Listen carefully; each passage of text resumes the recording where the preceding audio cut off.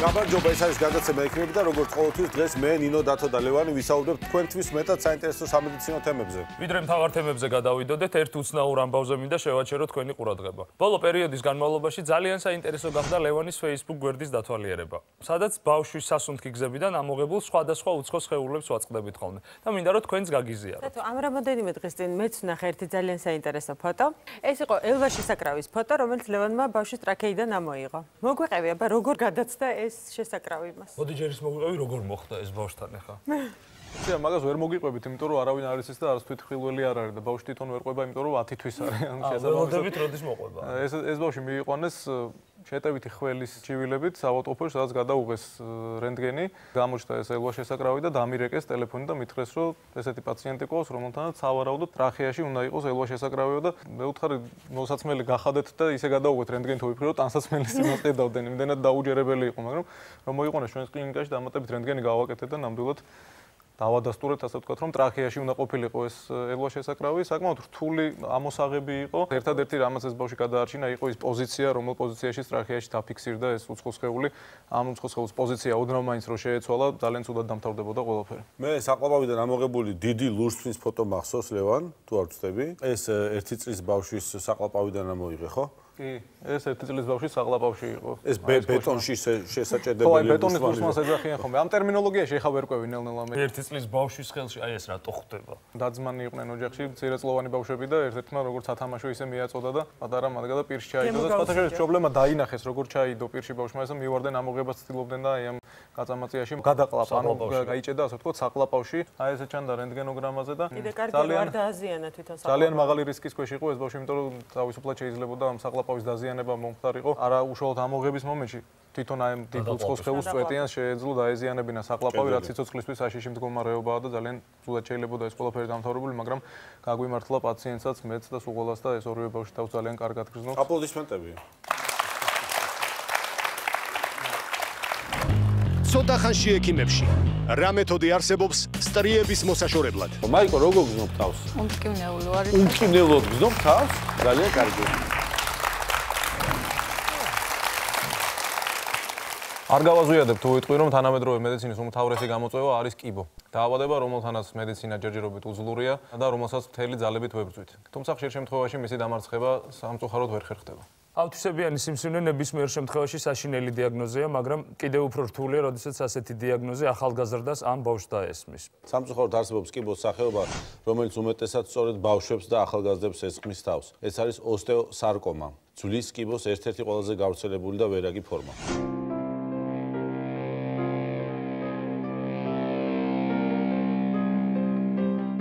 ოთხი წლის უკან ძალიან სახშინელი ტკივილები ჰქონდა ბავშვს. სახშინელად აგიჟებდა, რა ვიცი, ვერაფერს ვერ აკეთებდა, ბავშვი ვერაფერს ვერ აწყობდა, რომ ან წყალი მოეტანა, ან რაღაც ემუშავნა. გავიყვანე თბილისში ექიმთან, გავუკეთე რენტგენი. და რენტგენმა აჩვენა წანაზარდი და ის წანაზარდი უკვე რომ ვაჩვენეთ ექიმს, თქვა რომ ეს არის კისტა, სიმსივნური კისტა. თუ ოპერაციას არ გაუკეთებდით, მე შეიძლებოდა გადასულიყო უკვე ძალიან ცუდ ავთვისებიაში. გაუკეთე ოპერაცია და აი ოპერაციის შემდეგ უკვე, როდესაც გამოვიყვანეთ 2 თვის მერე უკვე ნელა-ნელა მოდიოდა ბავშვი წინ. აღარც ეღლებოდა, აღარც ტყიოდა. ეხლა დაჟე უკვე ძიმებსაც ეწევა და წყალიც მოაქვს და დაჟე ფეხბურთსაც ათამაშობს. გახარებული ვარ იმ ზომით, რომ შვილს რო ვხედავ ჯამთელს და უკვე არაფერი რო აღარ არის.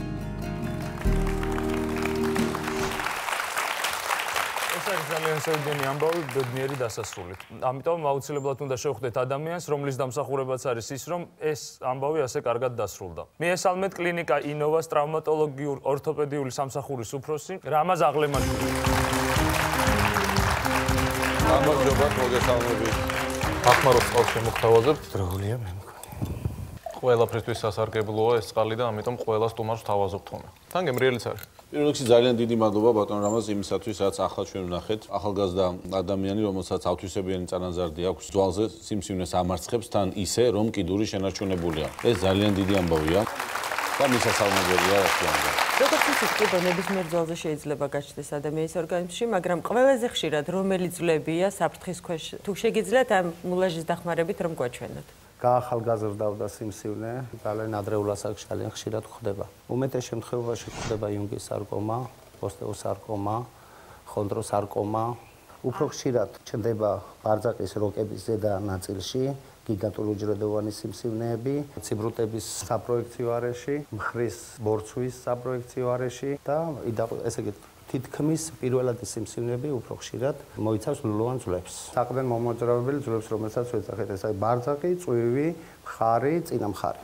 სიმსივნის სხვა არაფერია თუ არა უჯრედების უკონტროლო ზრდა. ჩვენს სხეულში ყველა უჯრედს აქვს თავისი გრაფიკი, თუ როდის უნდა გაჩნდეს და როდის უნდა გაქრეს. ზოგჯერ ეს გრაფიკი ირღვევა და უჯრედები უკონტროლოდ მრავლდებიან. ანომალიური უჯრედების დაგროვება კი სიმსივნური წარმონაქმნია, რომელსაც სჭირდება მორფოლოგიური კვლევა, ზოგჯერ ჰისტომორფოლოგიური კვლევაც, ანუ ეგრეთ წოდებულ დათესვას, რასაც ეძახიან, რათა გავიგოთ ეს სიმსივნე ავთვისებიანია თუ არა. ჩვენი გმირის შემთხვევაში დიდი რისკი იყო, რომ წარმონაქმნი ავთვისებიანი გახდებოდა და სწორედ ამიტომ გააკეთა ბატონმა რამაზმა ეს ოპერაცია და მოგვიყევით თუ შეიძლება ზუსტად რა ოპერაციაზე იყო საუბარი და რა რისკები ჰქონდა ამ პაციენტს. ეს პაციენტი კლინიკაში შემოვიდა ძლიერი ტკივილებით, ქვედა კიდურის არეში, კვლევებისას დაფიქსირდა, რომ ბარძაყის არეში აღენიშნებოდა წარმონაქმნი, რომელიც არ გადიოდა რბილ ქსოვილებში. გაკეთდა ბიოპსია, ესე იგი ძვალი გაიხრიტა მარტივად რო თქვა, აღებული იქნა ტრანსპლანტანტი. გამოიკვეთა, რომ ადგილი ჰქონდა გიგანტური უჯრედოვანი სიმსივნესთან, მაგრამ გარდა გიგანტური უჯრედოვანი სიმსივნისა, ერთეული ოსტეოსარკომის გადაგვარებული უჯრედიც აღმოჩნდა. თუ გავიხსენებთ, ასეთი ოპერაციების დროს ძირითადად თავდებოდა კიდურების ამპუტაციით, იმიტომ რომ რისკი იმისა, რომ სიმსივნე გავრცელებული იყო და მეტასტაზები წასულიყო, დიდი იყო. შეთავაზებული იქნა, რომ მოგვეცილებინა სიმსივნე, მშობელი დაგვთანხმდა მოცემულ სიტუაციაში, იმიტომ რომ ეს ოპერაცია საქართველოში ფაქტიურად ახალი დამკვიდრებული იყო. ეს ოპერაციები არ მარტო ორგანოშემანარჩუნებელი ოპერაცია, ორგანოს ფუნქცია შემანარჩუნებელი ოპერაციებიც. ფეხის ფუნქცია რა არის? მოძრაობა, გადაადგილება, კიბეზე ასვლა, აღმართება, სრულფასოვანი ფუნქცია შეასრულოს. ეს პროტეზები მზადდება ინდივიდუალურად, ესე იგი პაციენტის პარამეტრების დათვალისწინებით. და არსებობს კიდევ უფრო პატარა ასაკში მზარდი პროტეზები და ბავშვის ზრდასთან ერთად ეს პროტეზებიც იზრდება, რომ კიდურის დამოკლება არ მოხდეს. და მერე რომ დაამთავრებს ზრდას, ჩანაცვლება ხდება უკვე მუდმივი პროტეზით. ეს არის ინდივიდუალურად შეთავსებადი პროტეზები. რა თქმა უნდა, ეს არ ნიშნავს იმას, რომ აბსოლუტურად ყველაფერი კარგად შეიძლება დაამთავრდეს, ხო, შეიძლება ორგანიზმმა არ მიიღოს და მოიცილოს, ან მეტასტაზეს განვითარდეს, მაგრამ კვლევებმა დაადგინა, რომ თანამედროვე მეთოდებით ეს კარგად ამოღებული სიმსივნის პლუს დამატებული კარგი შერჩეული ქიმიოთერაპია იმის საშუალებას იძლევა, რომ სიკვდილიანობა დავიყვანოთ ან მეტასტაზის განვითარება დავიყვანოთ 0-ის ან 0-თან მიახლებულ ზღურებში. ანუ ფაქტიურად სრულ გამოჯანმრთელებაზე. სრულ გამოჯანმრთელებაზეა საუბარი. ჩვენ მაყურებელს ეხლა რო აუხსნათ პრინციპი ამ ოპერაციული მკურნალობის რაში მდგომარეობს, ეს ნიშნავს იმას, რომ ამოიკვეთება ძვლის დაზიანებული ურბანის ამოღებული იქნა, ვთქვათ, წვივის ზემო მესამედიდან ბარძაყის შუა ზემო მესამედამდე და ეს ჩანაცვლდა იმპლანტით. ნუ შედეგი ვნახეთ, რომ ბავშვი მოძრაობს, მუშაობს, 8 წელი გავიდა და ფაქტიურად გამოჯანმრთელებული. 8 წელი თუ გავიდა, ეს ნიშნავს, რომ პრაქტიკულად ჯანმრთელია. არის ხოლმე შემთხვევები, როდესაც სიმსივნე სხვაგან იწყება, ანუ საწყისი კერა სხვა ზონა არის და შემდგომ ეს ვრცელდება ძვლოვან სტრუქტურაზე. ასე დროსაც არის შესაძლებელი, თქვათ, ამ ტიპის ოპერაციის წარმოება. ეს უფრო მაღალტექნოლოგიური მეთოდიკაა. ვავშირდებით გერმანიის სამყარო კლინიკებს, ფირმებს, ვიღებთ კატეს მაგნიტურ რეზონანსულს და ამ სულ ყველაფერს ვაგზავნით. ფაქტიურად დღეს 3 კვირაში შესაძლებელია, რომ ეს ყველა მოდიფიკაცია გქონდეს ჩვენ ხელთ. ალბათ ეს ინდივიდუალური დამზადება ერთ-ერთი დიდი წინაპირობაა იმის, რომ ფუნქცია და შეგუება და ფუნქცია მაღალ დონეზე იყოს შემოსწორებული. და ანუ სწრაფად მოხდეს პოსტოპერაციული რეაბილიტაცია და დაიწყოს პაციენტმა ალბათ მოძრაობა. მიუხედავად იმისა, რომ პროთეზებს ჩვენ უკვეთავთ საზღვარგარეთ და იმედი მაქვს, რომ როდესმე ეს აქაც შესაძლებელი იქნება, რომ დამზადდება, ძალიან დიდი წინგადადგმული ნაბიჯია ის, რომ თვითონ ოპერაცია შესაძლოა ჩვენთან ჩატარდეს ჩვენს ქვეყანაში და პაციენტი აღარ გაიგზავნოს საზღვარგარეთ. ძალიან სერიოზული წინგადადგმული ნაბიჯია ნამდვილად, იმიტომ რომ ასეთი პაციენტების სიცოცხლის ხარისხი გაცილებით გაუმჯობესდა. იმიტომ რომ ხშირად როგორც მარამას მოგვითხრა ეს ყველაფერი მთავრდებოდა კიდურების ამპუტაციით და ცხოვრების ხარისხი რა თქმა უნდა გაცილებით ნაკლები იყო. გარეგანი პროთეზის მორგებას როცა ვაკეთებდით, ფსიქოლოგიურად უკვე ჩამოყალიბებული ადამიანი შეგუებულია ის თავის ზოგად მდგომარეობას და ადვილად ეგუებოდა ამპუტაციას, მაგრამ ეხლა ბავშვისთვის ფსიქოლოგიური, სოციალური ადაპტაციისთვის ეს წარმოუდგენად რთული და შეზღუდული იყო და ამ ოპერაციამ ფაქტიურად მოგწა ის საშუალება, რომ საზოგადოებაში ბავშვმა სრულფასოვნად იგრძნოს თავი. აი სწორედ ამიტომ არის ძალიან მნიშვნელოვანი ის დრო, როდესაც ხდება დიაგნოზის დასმა. ანუ რაც უფრო ადრეულ ეტაპზე მოხდება დიაგნოზის დასმა, გამოსავალიც რა თქმა უნდა შედარებით უკეთესია. ყველა მშობელს მინდა ვთხოვო, რომ ორი სიმპტომი დაიმახსოვრონ, რომელიც ძალიან მნიშვნელოვანია, ეს არის ძვლის ტკივილი და შესიება მტკივან ძვალთან. თუ ბავშვმა კიდურის სიღრმეში ძვალი აიტკივა, ეს უკვე საგანგაშო ნიშანია და ამ შემთხვევაში აუცილებლად უნდა მიმართოთ ექიმს. ეს არ ნიშნავს, რომ ყველა კიდურის ტკივილი სიმსივნე იქნება, მაგრამ იმისთვის, რომ ადრეულ ეტაპზე არ გამოგვეპაროს ეს ძალიან საშიში დაავადება, ამიტომ რა თქმა უნდა ჯობია რომ მიმართოთ ექიმს. იმედი მაქვს, რომ ეს თქვენ არასდროს დაგჭირდებათ, მაგრამ დამაიმედებელია იმის ცოდნა, რომ არსებობს ოპერაციები, რომელსაც მოზარდისთვის კიდურის შენარჩუნება შეუძლია. ძალიან დიდი მადლობა ბატონო რამაზ მომბრძანებისათვის და ასეთი კარგი ინფორმაციისათვის. წარმატებებს გისურვებთ. თქვენ კი გახსოვდეთ, რომ ჯობია ექიმთან მიხვიდეთ და აღმოჩნდეს, რომ ეს საჭირო არ იყო, ვიდრე ექიმთან არ მიხვიდეთ და აღმოჩნდეს, რომ ეს თურმე ძალიან საჭირო ყოფილა. დღეს მე და ნინო ვისაუბრებთ პრობლემაზე, რომელიც მსოფლიოში ქალების თითქმის 90%-ს აწუხებს და ძირითადად თავმოყრილია აი ამ ადგილებში. ეს არის მუცელი, ეს არის მხრები ხშირ შემთხვევაში, ეს არის მკერდი, ეს არის ბარძაყები, თეძოები და დუნდულოების ზონა. მოკლედ, ყველა ისეთ მნიშვნელოვან ადგილას, რომელიც ქალისათვის მართლაც რომ მნიშვნელოვანია. გარკვეული ტანისამოსის ტარებისას ეს ყველაფერი ვიზუალურად საკმაოდ ცუდად ჩანს. ეს პრობლემა სამედიცინო თვალსაზრისით რა თქმა უნდა არ იწვევს ტკივილს ან რაიმე სხვა დისკომფორტს, მაგრამ ყველა ქალისთვის დამიჯერეთ ძალიან მტკივნეული საკითხია. ალბათ უკვე მივხვდით, რომ საუბარი არის სტრიებზე. და სხვათა შორის არა მარტო ქალებისთვის, ბევრი მამაკაცისთვისაც ეს შეიძლება იყოს ყველაზე შემაწუხებელი პრობლემა. სტრიები ყველას გვინახავს, მაგრამ ყველამ არ იცის თუ რისგან ან რა მექანიზმით ჩდება ეს ყველაფერი. სტრია არის ნაწიბური, ერთგვარი შრამი ჩვენი კანის ზედაპირზე, რომელიც წარმოიქმნება წონის სწრაფი მატების გამო. უფრო იშვიათად კი ასეთი ნაწიბურები ზოგიერთი ენდოკრინული დაავადების დროსაც ჩდება, რადგან ამ დროს ჰორმონული ბალანსი ირღვევა, რაც განაპირობებს კანზე ასეთი ნახეთქების წარმოქმნას. ძალიან ხშირად გოგონებს გარდატეხის ასაკშიც უჩნდებათ ესეთი სწორედ ჰორმონული დისბალანსის მიერ გამოწვეული სტრიები. თუმცა სტრიების გაჩენა ყველაზე ხშირად როგორც ვიცით სწორედ ორსულობის დროს არის, რადგან ამ დროს მუცელზე კანი ძალიან იჭიმება, ცვლილებების გამო, რომელიც ასევე ჰორმონული დისბალანსით გამოიხატება, რა თქმა უნდა, კანი კარგავს თავის ელასტიურობას, სიმკვრივეს და ის შიგნით აშრეებში აჩენს ნახეთქებს. ეს ნახეთქები შემდგომში ამოივსება შემაერთებელი ქსოვილით და ამ ყველაფრის შედეგი კი ჩვენს კანზე გაჩენილი სტრიებია. კანის სწრაფის ძის გამო სხეული ვერ ასწრებს საკმარისი რაოდენობით კოლაგენის და ელასტინის წარმოქმნას. ეს ის ნივთიერებებია, რომლებიც ჩვენს კანს ელასტიურობას და მიმზიდველობას ანიჭებს. როდესაც ეს ნივთიერებები საკმარისი რაოდენობით არ გვაქვს, სტრიებიც მარტივად ჩნდება. აქ რა თქმა უნდა მნიშვნელოვანია გენეტიკური წინასწარ-განწყობაც. მე მინახავს ორსულები, რომელთაც ტყუპებს ელოდებიან, უზარმაზარი მუცელი აქვთ, მაგრამ არც ერთი სტრია არ აქვთ მუცელზე. მთავარი შეკითხვა, რომელსაც ახლა ჩვენს მაყურებელს აინტერესებს, არის როგორ გავაქროთ სტრიები. ან საერთოდ არსებობს კი მათი გაქრობის საშუალება? მე როგორც პლასტიკურ ქირურგმა შემიძლია ვთქვა, რომ ჩემთან ძალიან ბევრი პაციენტი მოდის ამ პრობლემატიკით. პლასტიკური ქირურგიის საშუალებებში ის არის, რომ ჩვენ გავუკეთოთ მათ სხვადასხვა ტიპის პლასტიკური ოპერაცია, მაგალითად დაუჭიმოთ მუცელი, როდესაც შორდება ის დაზიანებული ქსოვილი, დაუჭიმოთ ბარძაყები, ანუ ამოვჭრათ ის დაზიანებული ზონა და ნაწილობრივ მაინც მოვაცილოთ სხეულს ზედაპირი, რომელიც აწუხებს ადამიანს და პაციენტს. მაგრამ ეს ყოველთვის შესაძლებელი არ არის და მაგრამ ყოველთვის პაციენტი ამაზე თანახმა არ არის. სტრია არის ჩვეულებრივი ნაწიბური, ღრმა, სხვათა შორის და აქედან გამომდინარე მისი მოშორება ძალიან ძნელია თუ არ ამოკვეთე ის ადგილია. თუმცა თანამედროვე მედიცინაში არსებობს მეთოდები, რომლებიც სტრიებს სრულად თუ ვერ გააქრობს, გააფერმკრთალებს მაინც და კანის სტრუქტურა შედარებით ვიზუალურად გაუმჯობესდება. ერთ-ერთ ასეთ მეთოდზე ჩვენთან დღეს მომბრძანებული სტუმარი ისაუბრებს. მიესალმეთ აქცენტ-ესთეტიკის ცენტრის ექიმი კოსმეტოლოგი ნათია ავალიანი. ნათია, გამარჯობა. მოგესალმებით.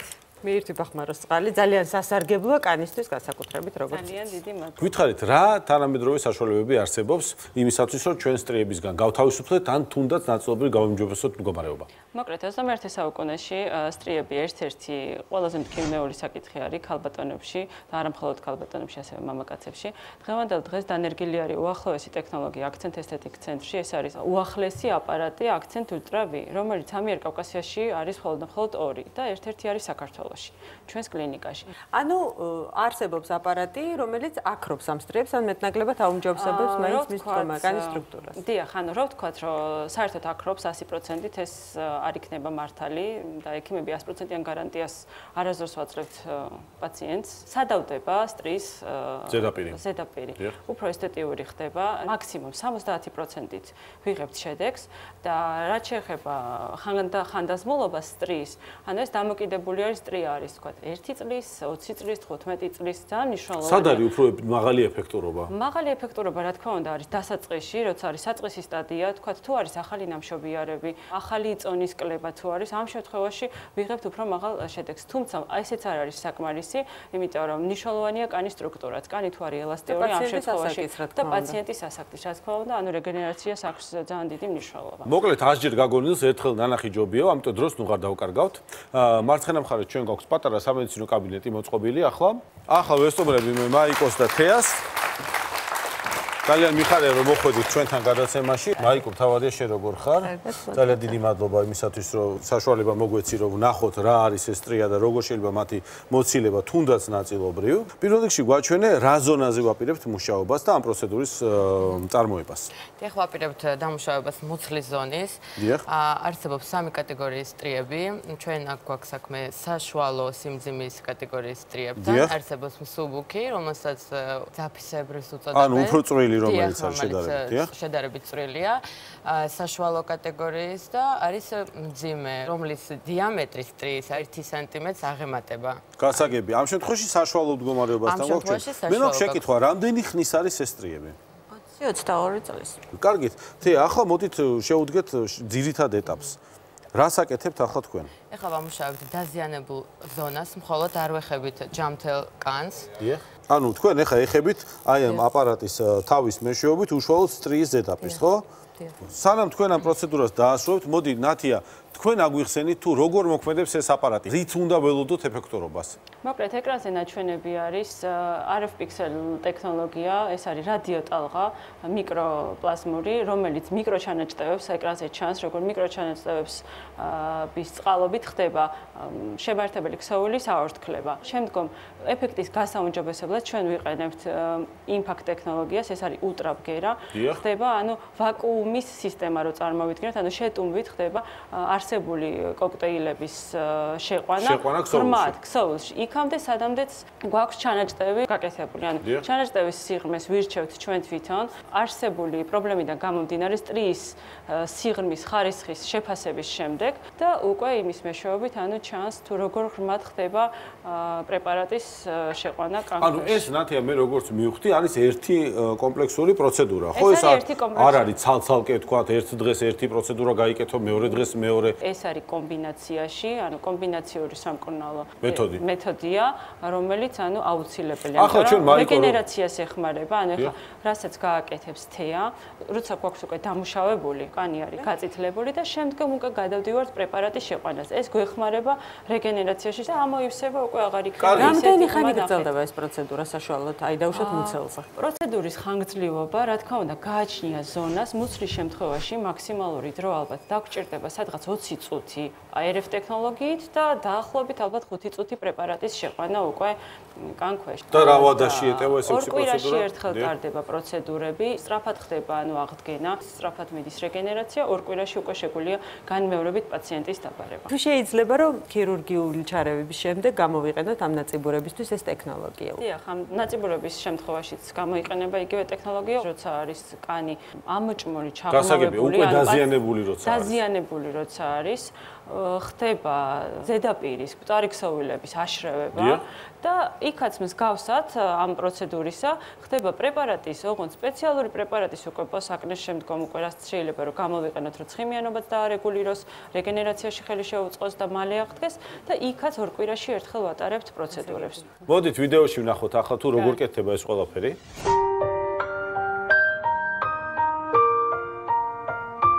დაახლოებით 5-6 წლის წინ დამეწყო აკნეს პრობლემა. თავდაპირველად იყო უბრალოდ წვრილი გამონაყარი კანქვეშა, რის გამოც მივედი კოსმეტოლოგთან, მაგრამ აღმოჩნდა ისე, რომ ხელით ჩარევა მოხდა კოსმეტოლოგის მხრიდან. საბოლოოდ მივიღე ის შედეგი, რომ 10 დღის განმავლობაში სახლიდან ვერ გავდიოდი.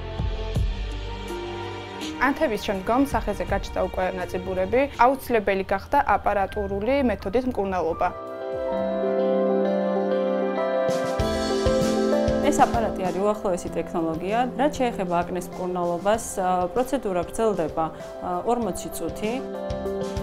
პროცედურებს შორის ხანგრძლივობა არის 2 კვირა. დაახლოებით 4-დან 6 ვიზიტი არის საკმარისი იმისთვის, რომ მივიღოთ სასურველი შედეგი.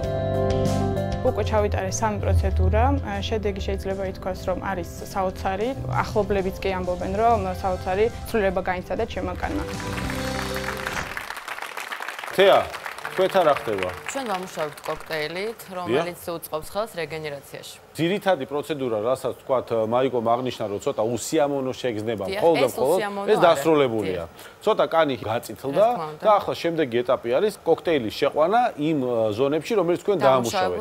ეს კოქტეილი ხელს უწყობს იმას, რომ დაჩქარდეს ამ დაზიანებული სტრიის, ანუ ღრმულის და ამ სივრცის შევსება და აღდგენა. მაიკო, როგორ გზნობ თავს? უმტკივნეულო არის. უმტკივნეულოდ გზნობ თავს? ძალიან კარგი. ძალიან კარგი. მართალია, შედეგს ახლა ვერ ვნახავთ, მაგრამ შეგვიძლია ვნახოთ ფოტოები, თუ როგორ გამოიყურებოდა კანი ესეთი თერაპიის ჩატარებამდე და შემდეგ.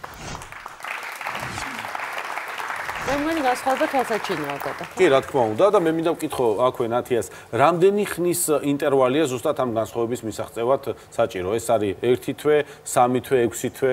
კარგ რეზულტატს მიიღებს მინიმუმ 2 თვეში და მაქსიმუმ 3 თვეში.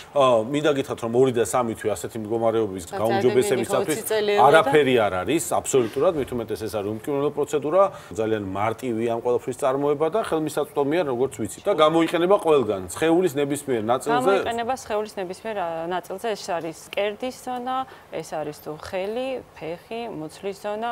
თუ სტრიებით შეწუხებული ხართ, უკვე ვიცით ჩვენ რა გზას უნდა მიმართოთ, საბედნიეროდ აღმოჩნდა ესეთი გზა, მე კი ახლა გასწავლით თუ როგორ შეიძლება რომ თავიდან ავიცილოთ სტრიების გაჩენა. თუ კი ხშირად იმატებთ ზონაში ან იკლებთ, ან ორსულად ხართ, კანს აუცილებლად უნდა მიხედოთ სათანადოდ. ანუ კანი უნდა იყოს ყოველთვის დატენიანებული, ამისთვის არსებობს სპეციალური კრემები, რომლებიც შეიცავენ კოლაგენს, ელასტინს, A, C და E ვიტამინს, რომელიც აუცილებელია კანის ელასტიურობის შენარჩუნებისთვის. თუ შხაპის მიღების შემდეგ ამ კრემს ყოველდღიურად წაისვამთ კანს სტრიების გაჩენის რისკი საგრძნობლად შეგიმცირდებათ. სხვათა შორის, იცით ანჯელინა ჯოლი რას ისვამდა მუცელზე სტრიების საწინააღმდეგოდ? როდესაც ტყუპებზე იყო ორსულად? არ დამიჯერებთ. მართლა იცი? აბა რას ისვამდა? ზუთხის ხიზილავას. ზუთხის ხიზილავას. შესანიშნავია. აპლოდისმენტები ანჯელინა ჯოლის. საქმე ის არის, რომ ზუთხის ხიზილავაში სწორედ დიდი რაოდენობით შედის A ვიტამინი და ცხიმოვანი მჟავეები, ომეგა-3. ყველა ეს ნივთიერება, რაც ახლა ჩვენ ჩამოვთვალეთ და არის ხიზილავაში შემოვალი, კანს ამკვრევებს და იცავს სტრიების გაჩენისაგან. ნუ ჩვენ ალბათ ზუთხის ხიზილავად ვერ წავისვამთ კანზე, მაგრამ ეკიპთან შეთანხმებით შესაძლოა ჩვენთვის ყველაზე საჭირო კრემი შევარჩიოთ. კიდევ ერთხელ ძალიან დიდი მადლობა ჩვენ სტუმრებს, ჩვენს პაციენტს, რომელიც სტუდიაში დაგვთანხმდა პროცედურის წარმოებაზე. რამდენ ხანში პირდებით მას სტრიების გაფექტალებას? დასჭირდება 3 პროცედურა. ნუ ერთი დაიწყო ჩვენთან. მაშინ დღევანდელი დღის გარდა დასჭირდება კიდევ 2 პროცედურა. აპლოდისმენტები მაიკოს და ჩვენ ჩვენია სტუმრებს. დიდი მადლობა მოწვევისთვის. ცოტა ხანში ექიმებში ჭამს თუ არა ადამიანი ნაკლებს თუ საკვების სულს ვერ გრძნობს. ესეთი გამختار ხარ მე მგონი ცხვირზე ხელმოჭერილი გამხომი. გადაცემის ამ ნაწილს ვიწყებთ ექსპერიმენტი და თქვენ უნდა გამოიცნოთ თუ ადამიანის რომელ ორგანოს განასახიერებს ეს ექსპერიმენტი.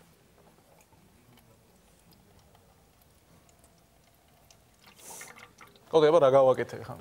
ნუ, ჩემი საზრით, როგორც დავინახე, შენ ახლა გარკვეული სითხე გაფილტრე. დიახ, ზუსტად ეს გავაკეთეთ. ჩავასხით სითხე, ეს სითხე დამუშავდა, გაიარა გარკვეული ორგანო, ასე ვთქვათ. გაიფილტრა და მივიღეთ გამოყოფილი სითხე. ანუ ეს გამოყოფილი სითხე რა არის? მოდი აუდიტორიას ვკითხოთ, რომელი ორგანო არის ჩვენს ორგანიზმში, რომელიც აი მას აკეთებს სითხის გაფილტრას. თირკმელი. ზუსტად ასეა. თირკმელი გვაქვს იმისთვის, რომ გაწმინდოს სისხლი, გაფილტროს, ასე ვთქვათ. მოაცილოს არასაჭირო და მავნე ნივთიერებები და გამოყოს და გამოდევნოს შარდის სახით ჩვენი ორგანიზმიდან. ეს არის თირკმელის უმთავრესი ფუნქცია. დღე-ღამის განმავლობაში ჩვენი თირკმელები დაახლოებით 190 ლიტრ სისხლს ფილტრავენ. თუმცა ამ ორგანოებს სხვა დამატებითი ფუნქციებიც აქვს, რა თქმა უნდა. მოდი ეს ყველაფერი გრაფიკაზე ვნახოთ უფრო დეტალურად. თირკმელები მცირე ზომის ლობიოს მასვლის ფორმის მქონე ორგანოებია, რომელიც მდებარეობს ზურგის ნაწილში და ახლობით რო წარმოიდგინოთ ნექტარ კალის ქვემოთ. ადამიანი ორი თირკმლით იბადება, თუმცა ჩვენს ორგანიზმს მხოლოდ ერთი თირკმლით ფუნქციონირებაც კი შეუძლია. თირკმელს 4 ძირითადი ფუნქცია აქვს. ეს არის სისხლში გაახსნილი მავნე ნივთიერებების და ნარჩენების გაფილტრა, ორგანიზმში წყლის ბალანსის დაცვა, არტერიული წნევის რეგულირება და სისხლის წითელი ნაწილაკების წარმოება, ანუ სისხლმბადი ფუნქცია.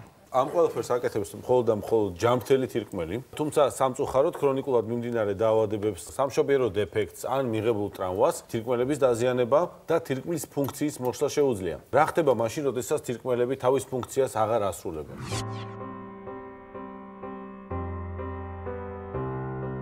მარჯვენა თირკმელი ამომიღეს ავის სიგნის გამო. ოპერაციიდან 12 წლის შემდეგ თან შევატყვე რომ სუსტდებოდი. ისე დღეს შევარდი რომ უკვე ფეხზეც ვერ ვდგებოდი. სასაფლაო დახმარება გადაწყვეტა აუცილებლად ჩემი საავადმყოფოში წავყვანა. ხელით მივყავდით, ხელით მოვყავდით. მეგონა თვითონ რომ არაფერი არ მიშველიდა, მაგრამ აი როცა უკვე ანალიზის გაკეთების საშუალება და უნარი რომ მომეცა, მივხვდი რომ თლად ასე დაყუყული არ ყოფილა ჩემი საქმე. ყოფილა თურმე დიალიზის საშუალებები. რომელმაც მე ფეხზე დამაგედა. ორთვეში ჩემ მანქანაზე დავჯექი და ისე მოვდიოდი და მივიდიოდი დიალიზიდან სახლამდე დიალიზზე.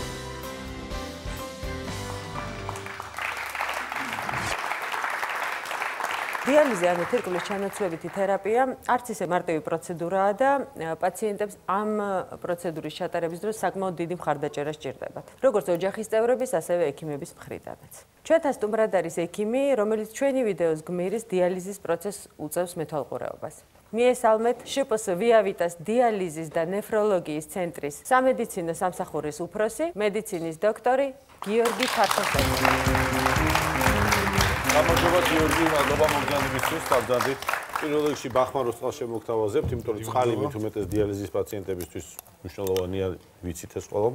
პირველ რიგში ძალიან დიდი მადლობა მოგზაურობისთვის და როგორც ვიცით, დიალიზი არც ისე მარტივი პროცედურა, ეს არის ცხოვრების გარკვეული სტილი უკვე ადამიანისთვის. რა ჩვენებები არის ზუსტად იმისათვის, როდესაც თქვენ წყვეტთ, რომ პაციენტს დაენიშნოთ უკვე დიალიზის მკურნალობა? ზოგადად თირკმლის დაავადებები შეიძლება გავყოთ ორ ძირითად ჯგუფად, ეს არის თირკმლის მწვავე და ქრონიკული დაზიანებები. თავისი არსიდან გამომდინარე, ქრონიკული დაავადება ეს არის ხანგრძლივი პერიოდის განმავლობაში მიმდინარე თირკმლის ფუნქციის თანდათანობითი გაუარესება. მწვავე შემთხვევების დროს თირკმლის ფუნქციის სწრაფი მოშლა ხდება და როგორც ქრონიკული ისე მწვავე დაავადებების შემთხვევაში შესაძლოა დადგეს თირკმლის ჩამოცვლების თერაპიის საკითხი. დაავადებების მიმდინარეობა და ხანგრძლივობა იყოფა 5 ჯგუფად. რასაც თანდათანობით ახლავს თირკმლის ფუნქციის გაუარესება, მარტივად რო ვთქვათ და სწორედ აი მეხუთე ეტაპი კრიტიკული დონე წარმოადგენს ჩვენებას, რომ პაციენტი მომზადდეს თირკმლის ჩამოცვლების თერაპიის დასაწყებად. ანუ დიალიზის დასაწყებად. ანუ დიალიზის დასაწყებად. სამწუხაროდ ქრონიკულად განვითარებული დაავადების შემთხვევაში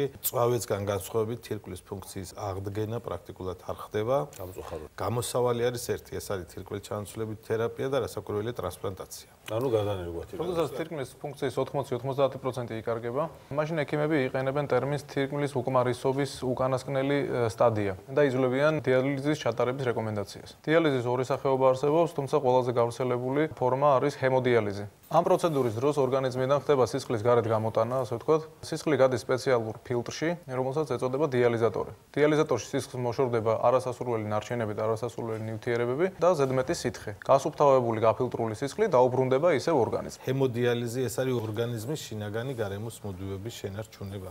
ბატონ გიორგი, რა სიხშირით არის დიალიზის პროცედურის ჩატარება თირკმლის უკმარისობის მქონე ადამიანებში? ეს პროცედურა ტარდება კვირაში 3-ჯერ, საშუალოდ 4 საათი ან ცოტა მეტი ან ნაკლები ხანგრძლივობით. ეს დამოკიდებულია პაციენტის წონაზე, დიალიზატორის ფილტრის ზომაზე, ზოგად მდგომარეობაზე, ასაკზე და ასე შემდეგ და ასე შემდეგ. სამწუხაროდ ჩვენთან მკურნალობენ ბავშვებიც, რომელსაც თავისი განსხვავებული ასაკის წონის გამო ეს პროცედურები სხვა ინტენსივობით სჭირდებათ, უფრო მეტი სიხშირით და ხანმოკლე დროით. თუმცა ზოგადად საშუალოდ მიღებულია, რომ დიალიზის ხანგრძლივობა უნდა იყოს კვირაში 13-14 საათი 3 ვიზიტზე განაწილებული. საკმაოდ დიდი დრომი აქვს პაციენტის ამ პროცედურას სამწუხაროდ. დროც, ნერვებიც, ემოციაც, ყველაფერი. სამაგეროდ ერთადერთი გზა არის, რაც მათ სიცოცხლეს უნარჩუნებს. მათი კურნალობის კარგად შერჩეული რეჟიმი სწორედ ამას გულისხმობს, რომ ეს სიცოცხლის გახანგრძლივების პერიოდი იყოს ხანგრძლივი და იმავდროულად მაქსიმალურად მოხდეს სხვა ორგანოების კარგი ფუნქციონირების შენარჩუნება.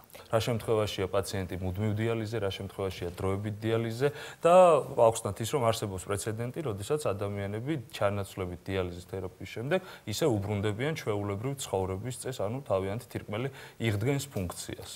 დიახ, ასეთი შემთხვევები არის თირკმლის მწვავე დაზიანების შემთხვევაში. სამი ტიპის დაზიანება ხდება ამ დროს, ეს არის თირკმელამდე, თირკმელში მიმდინარე პროცესები და თირკმლის შემდგომი პრობლემები.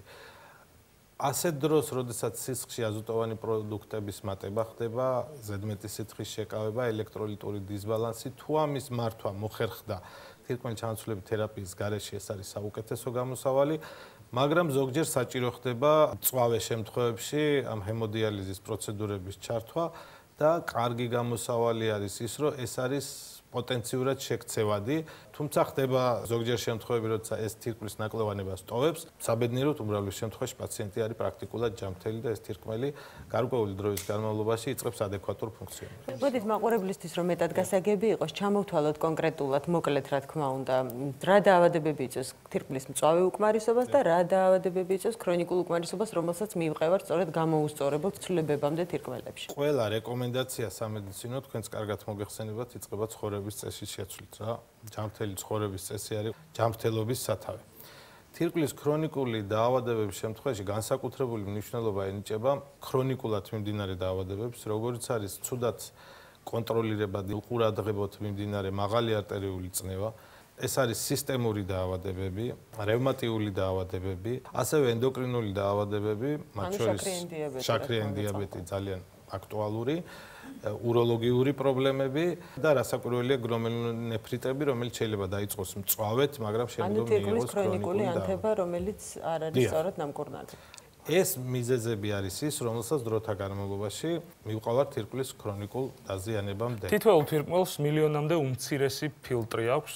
ის დაავადები, რომლებიც ახლა ბატონმა გიორგი მახსენა, ამ ფილტრების დაზიანებას იწვევს და შესაბამისად დაზიანებული ფილტრები მუშაობას წყვეტენ, მათ საქმეს სხვა ფილტრები შეითავსებენ, მაგრამ თუ ასეთი დაზიანებები კვლავ გაგრძელდა, სულ უფრო და უფრო მეტი ფილტრი შეწყვეტს მუშაობას და შესაბამისად ფუნქცია იქნება დაქვეითებული, რომელიც შემდეგ საბოლოოდ შეწყდება. გარკვეული ეტაპის შემდეგ მუშამდგომარეობაში დარჩენილი ფილტრები უკვე ვეღარ მოერევიან ამდენ საქმეს და სისხლს სათანადოდ ვეღარ გაფილტრავენ. ასე დროს შეიძლება პაციენტი გარდაიცვალოს ზუსტად ამ ელექტროლიტური დისბალანსის გამო და ზუსტად ამ გაუფილტრავი სისხლის გამო, თუ დროულად არ იქნა სათანადო ჩანაცვლებითი მკურნალობა დაწყებული. ამ მულაჟისთვის კი ძალიან დიდი მადლობა საქართველოს უნივერსიტეტს. მოკლედ, თირკმლის უკმარისობა ძალიან რთული მდგომარეობაა და ასევე ძალიან რთულია ამ მდგომარეობის მკურნალობა. ბატონო გიორგი, თუ შეიძლება მიეცით ჩვენს მაყურებელს სამი მთავარი რჩევა, რომ საკუთარ თირკმელს რაც შეიძლება დიდხანს შეუნარჩუნონ ჯანმრთელობა, შეინარჩუნონ მისი ფუნქცია და არ მივიდეთ ესეთ სავალალო შედეგებამდე. ეს არის ჯანმრთელი ცხოვრების წესი, ეს არის საკუთარი არტერიული წნევის ხშირი მონიტორინგი, არამსუნაგობა და მაქსიმალურად თავის დაცვა შაქრიანი დიაბეტისგან. და კიდევ ერთი, რაც ალბათ ყველასთვის არის აუცილებელი, ეს არის მარილის, შეიძლება ითქვას, საკმაოდ კაცრი შეზღუდვა. ბატონ გიორგი, ჩვენ უკვე ვისაუბრეთ, რომ კვირაში 3 ჯერ საშუალოდ უწევთ მაინც მისვლა ადამიანებს კლინიკაში. რამდენად შესაძლებელია ასეთი პაციენტების მოგზაურობა თუნდაც საქართველოს მასშტაბით და რეგიონებში გაქვთ თუ არა კლინიკები? ჩვენი ცენტრი აერთიანებს 4 კლინიკას და არის 2 კლინიკა ბათუმში და ზესტაფონში. ზაფხულის პერიოდში ახლომდებარე საზღვარგარეთის ქვეყნებიდან ძალიან ბევრი პაციენტი, რომელმაც უკვე გაიგეს, რომ არსებობს ასეთი სერვისი, ისინი ისვენებენ ზღვაზე და ამავე დროს მკურნალობას რაც ჭირდებათ, ხო, იმიტომ რომ მეტნაკლებად მათი ცხოვრება ამ პროცედურებზეა დამოკიდებული. საქართველოს მოქალაქეები, მათთვის უფრო გამარტივებულია ეს სიტუაცია, იმიტომ რომ ეს სახელმწიფო პროგრამა, რომელიც სახელმწიფოსგან ფინანსდება სრულად, ყველგან ერთია საქართველოში და შესაბამისად მათთვისაც ეს არანაირი პრობლემა. ძალიან დიდი მადლობა ამ ყველაფრისთვის, საინტერესო ინფორმაციისთვის, ძალიან დიდი მადლობა მობრძანებისთვის და იმედია თქვენ მოწოდებული და ჩვენ მიერ მიწოდებული ინფორმაცია ბევრი იმ ადამიანისთვის გამოსადეგარი იქნება, ვისაც ეს პრობლემა აქვს. უღრმესი მადლობა მობრძანებისთვის კიდევ ერთხელ. აქვე დიდი მადლობა Humanity Georgia-ს თანამშრომლობისათვის. ჩვენ მაყურებლისგან ძალიან ბევრ წერილს ვიღებთ ხოლმე და ზოგჯერ ეს წერილები ხელნაწერიც კი არის ხოლმე. ელექტრონული პოსტით, Facebook-ის შეტყობინებით და სხვა ონლაინ საშუალებებით დასმული შეკითხვები უამრავია, მაგრამ განსაკუთრებით გვიყვარს ხოლმე ხაღალზე ხელით დაწერილი წერილები. შემდეგი კითხვა ზუსტად ამ გზით ჩვეულებრივი პოსტით მივიღეთ. მოდი ერთად წავიდეთ ეს წერილი. წერილი მოდის წყალტუბო მანონი დოლაბერიძე. გამარჯობა ექიმებო, გწერ წყალტუბოდან. 4-ვე ძალიან მიყვარხარ და ყოველთვის უყურებ თქვენ გადაცემას. გამიგია რომ ადამიანის გემოსა და სუნის რეცეპტორები ერთმანეთთან არის დაკავშირებული, ამიტომ მაინტერესებს. თუ ჭამის დროს ცხვირზე ხელს მოვიჭერ და საჭმლის სუნს ვეღარ გავიგებ, ეს დამეხმარება რომ ნაკლები ვჭამო და წონაში დავიკლო? საინტერესო კითხვაა.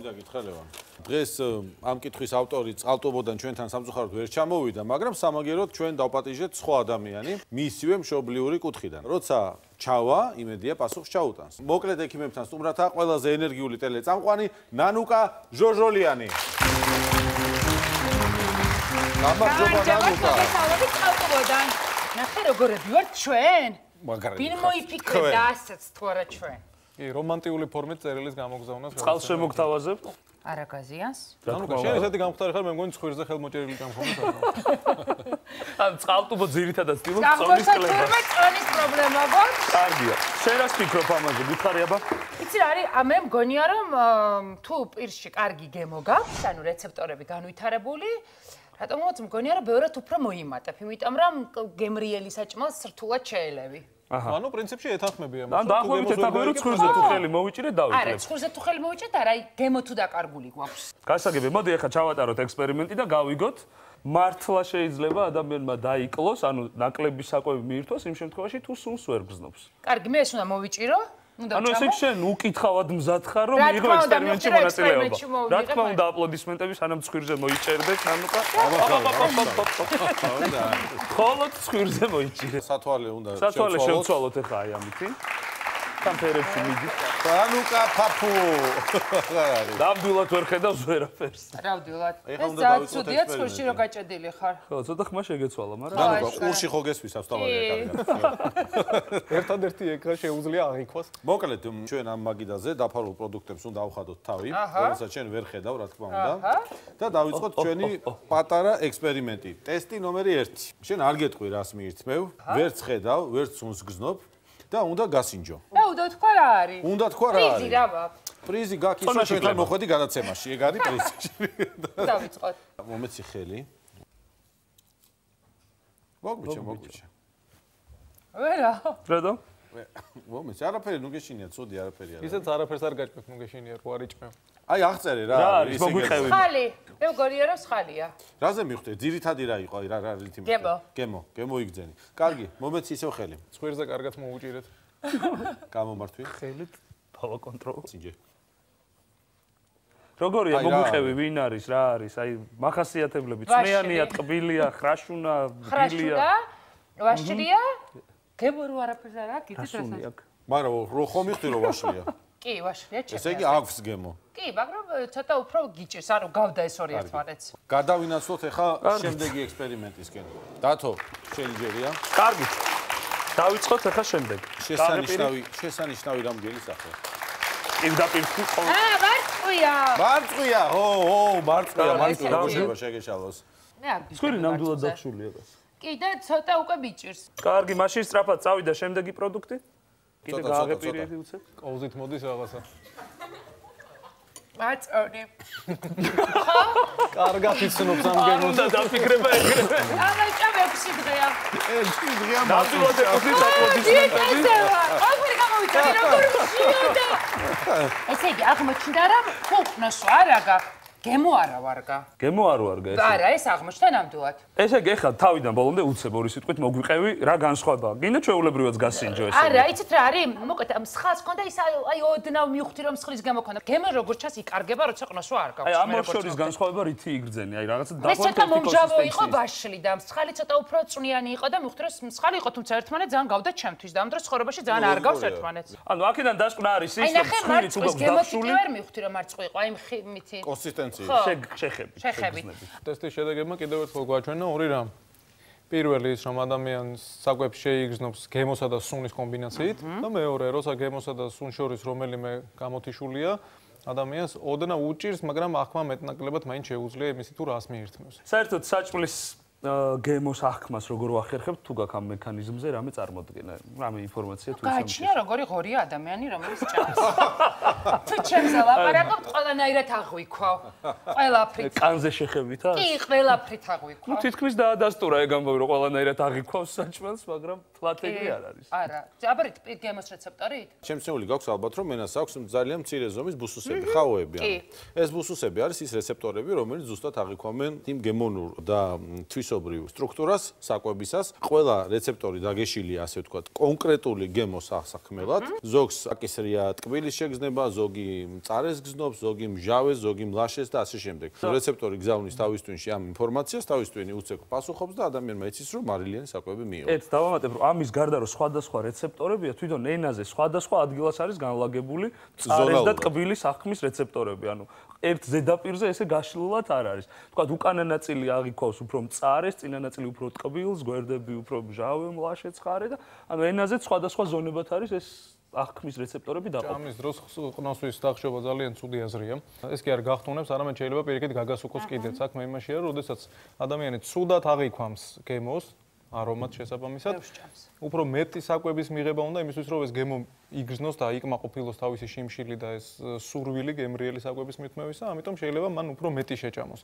და თანაც კვების დროს სიამოვნებას ვერ იღებ და რაღაცა წვალება გამოდის. ხო, კი აშკარად. ალბათ შენ გიმშნევია ხო სურდოს დროს ელემენტარულად რაღაც ჭამა გინდა, არაფერი არ გინდა, ნუ მით უმეტეს კვებით სიამოვნებას ნამდვილად ამ დროს სრული კრაშიდან გრევა აქვს. არა და როგორი სიამოვნება. არა და ასე ბედნიერება რა. ჩვენ ახლა არ უნდა დაგვაუწყდეს თავარი გემოს გამქრობი დამნაშავე.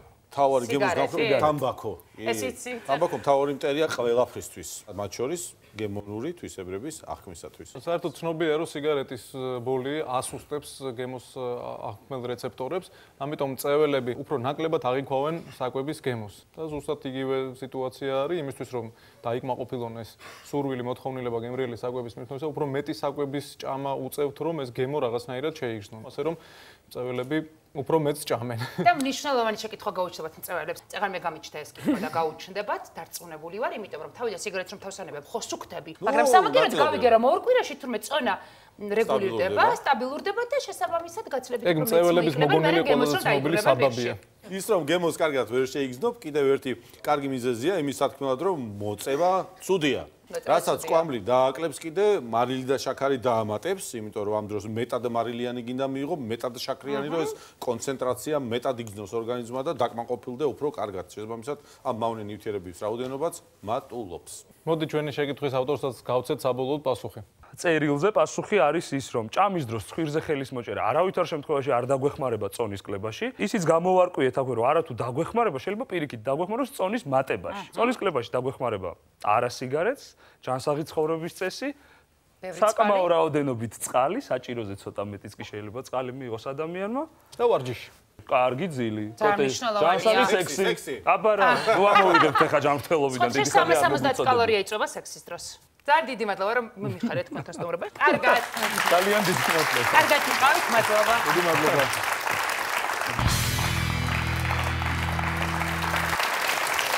ერთ-ერთ გადაცემაში სასტრაფოსთვის გზის დათმობაზე ვსაუბრობდით ჩვენ და ვნახეთ ვიდეო თუ როგორ ხდება სასტრაფო დახმარებისთვის გზის დათმობა სხვა ქვეყნებში. როგორც მახსოვს, გერმანიის მაგალითს განვიხილავდით და ყველას შევგშურდა მაშინ მათი და მოგვინდა რომ იგივე გვენახა ჩვენთან, როგორ გადადიან მანქანები გზის სხვადასხვა მხარეს. ყველაფერს აკეთებენ იმისთვის, რომ სასტრაფო მანქანების ბრიგადამ დროულად გაიაროს და მივიდეს დანიშნულების ადგილზე. კიდევ გვაქვს ერთი ასეთი მაგალითი და მოდით ვნახოთ ვიდეო.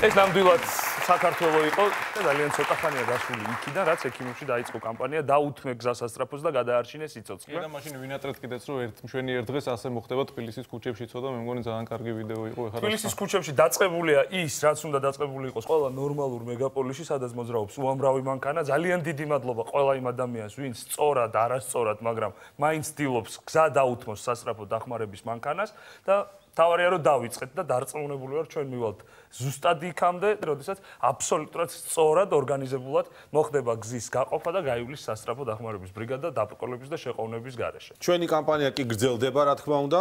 გახსოვდეთ, დაუთმე გზა სასწრაფოს და გადაარჩინე სიცოცხლე. ექიმები კი ზუსტად ერთი ტვირთი გამშვიდობებით.